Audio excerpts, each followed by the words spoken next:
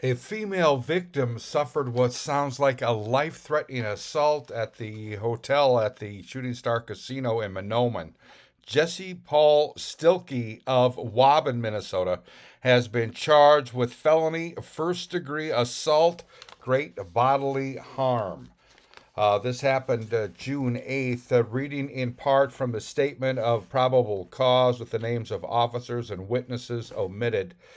Deputies entered the hotel room. The defendant, Stilke, was sitting on a chair at the table. The deputies observed the female victim wedged in between the bed and nightstand. The victim's pants and underwear were down to her ankles. Her upper body was partially on the bed. The deputy handcuffed Stilke and told him he was being detained. Stilke said, quote, "Take me to jail. I don't give an F." The defendant's speech was slurred, his balance poor, and his eyes were bloodshot and watery. There were empty alcoholic beverages lying throughout the room. As Stilke walked by the victim, he said, "F that hoe."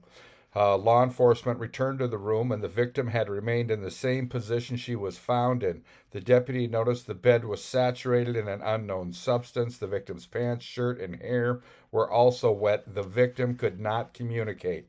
The deputy pulled up the victim's underwear and pants. While doing this, the deputy observed numerous injuries to the victim's buttocks. The injuries were consistent with getting slapped by a hand multiple times. There were several body abrasions on the right side of the victim. The victim was incapable of holding up her upper body.